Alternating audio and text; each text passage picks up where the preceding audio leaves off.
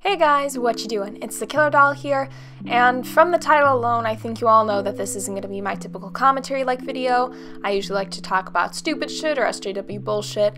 However, today it's going to be a lot more serious because we're going to be talking about the possible child abuse on YouTube that is even monetized. Yes, in a time of an adpocalypse, YouTube is willing to monetize possible child abuse, but we'll get more into that shit later. I'm saying possible because we don't know the full story to shit, however. More stuff keeps adding on to the situation to make people believe that there is some sort of foul play going on, and I'm not going to act like that isn't my opinion as well. While I have to be skeptical and treat it like the allegation that it is, there is seemingly more going on behind the scenes. So for those of you who live under a rock or don't leech off trending topics like I do, there is a channel on YouTube that is like your everyday vlogging family.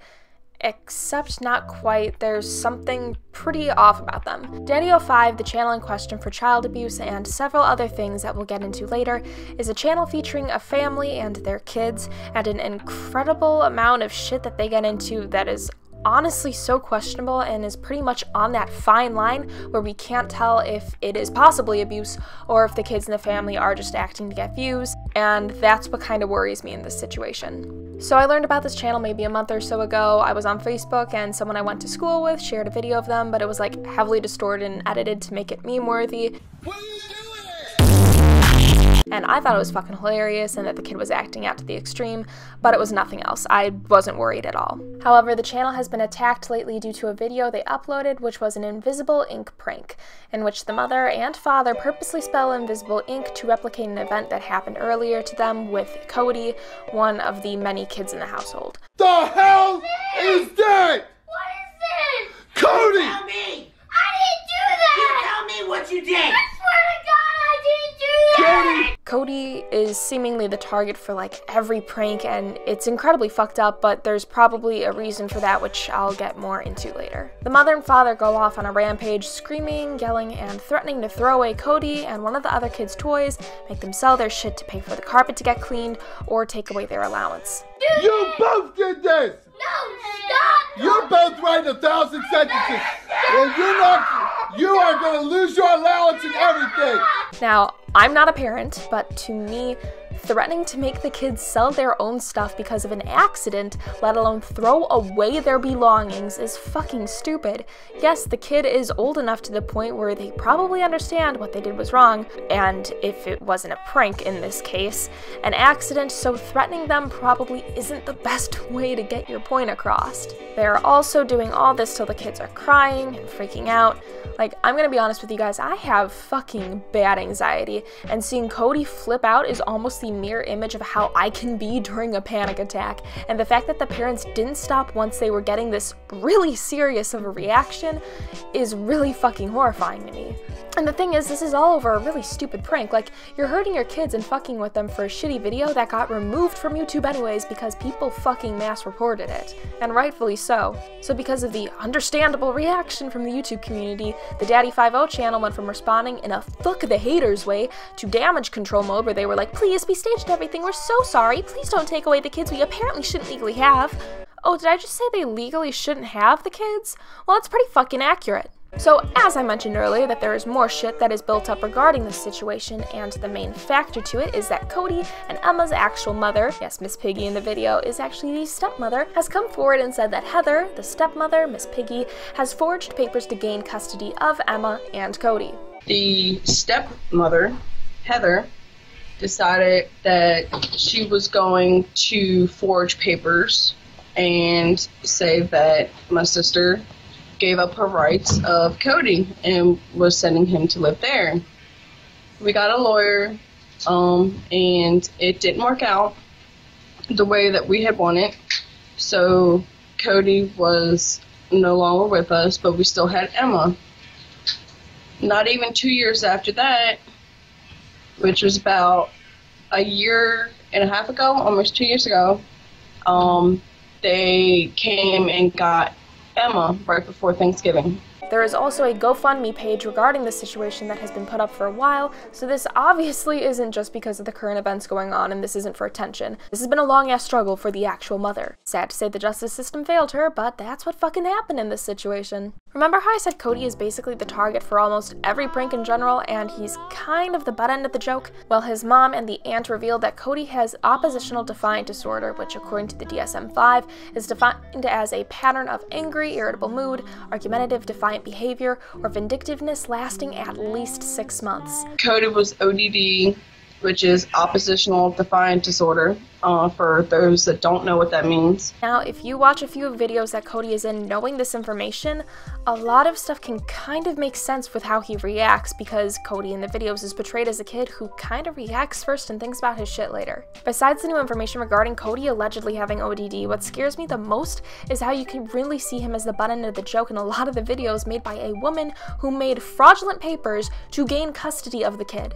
And you see him being treated like absolute shit in the videos. To be fair, we don't know what happens behind the scenes. That is a point that really needs to be made and understood, because these are all allegations again. However, from what's depicted on camera, do we really have any reason to believe that it's not the same, if God forbid, worse behind the scenes? This leads me to a bigger question that I have, and what I'm sure a lot of other people are wondering.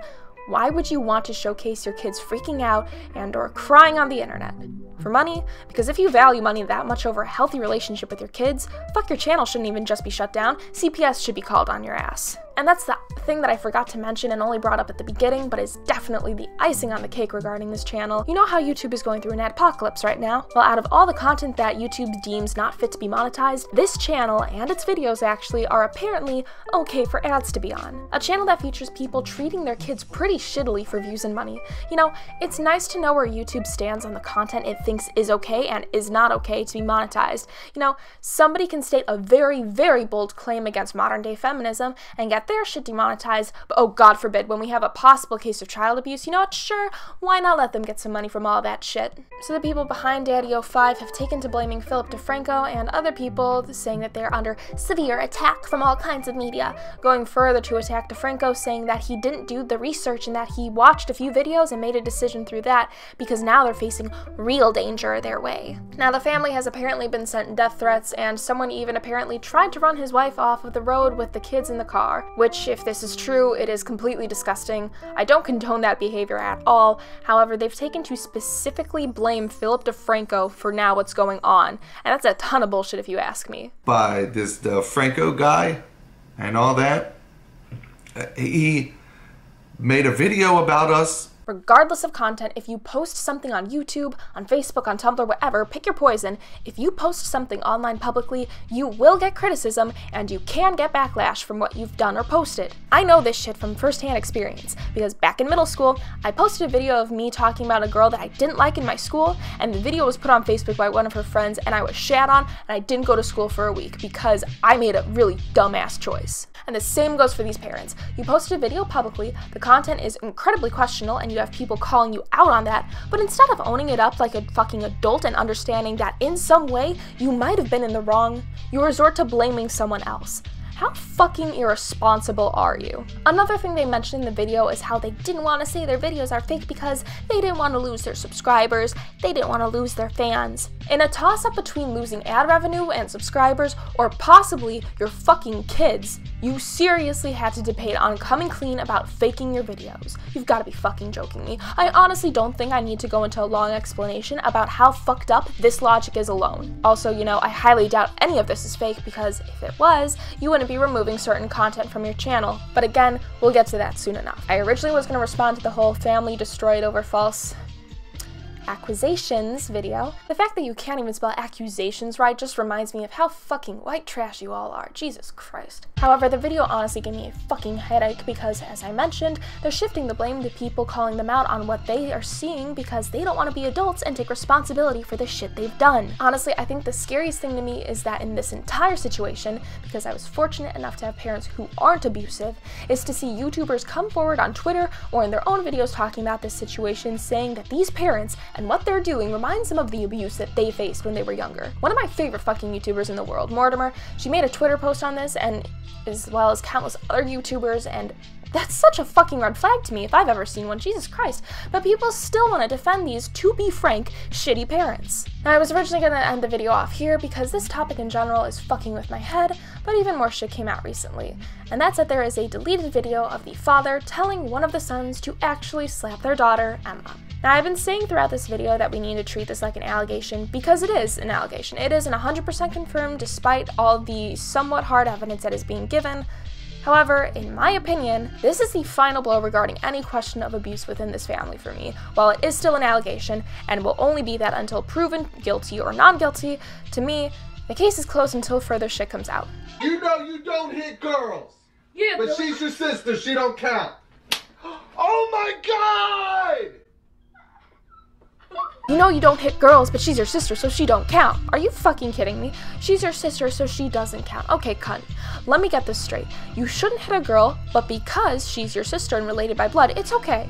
How the fuck does that make sense? So you're first going to tell him that it is wrong to hit girls, have him hit Emma, and while your daughter is fucking crying, you're gonna laugh your ass off, which is essentially positive reinforcement for the kids at this point. I honestly hope sincerely from the bottom of my heart that you get your kids taken away and you and your wife get arrested. This family, as I mentioned earlier, is scared and feels that they're in real danger, but I guess now we know why. Because you're afraid that the kids you abuse and use for money and views will get taken away and you'll be left with nothing, or worse, in jail. Now, I'm not going to go into much detail on this situation specifically, however, I heavily recommend that you guys watch everything Philip DeFranco has put out on the situation, especially the latest video where he goes more into detail involving this one video. I honestly can't stomach talking about this right now, so please just watch that video for more clarification. To summarize, because I can't stomach talking about this any longer, the DaddyoFive situation is a clusterfuck.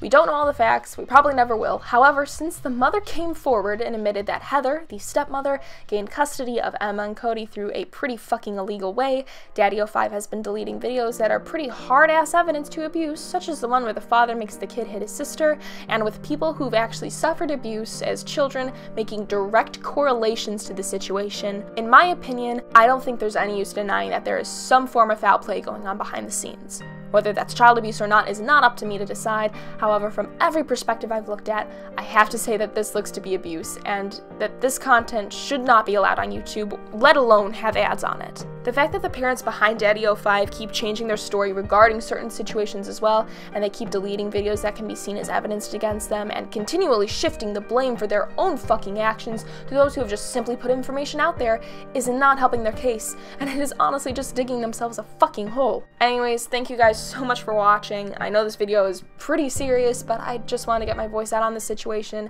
because it is important to acknowledge that there is more than likely something going on with this family. Whether it's child abuse or not is something that we don't know and nobody at this point fucking knows, but this did need to be brought up. This needs to be talked about in the YouTube community. Anyways, I'm gonna have a new gameplay video up for you guys this Wednesday to compensate for the seriousness of this video, and feel free to share what you think about the situation in the comments below. As I said, everything is still an allegation, needs to be treated as such. However, having a discussion is always a good way to put your pieces together. Third time now. Anyways, thank you guys again for watching, and until the next time, I will see you guys later.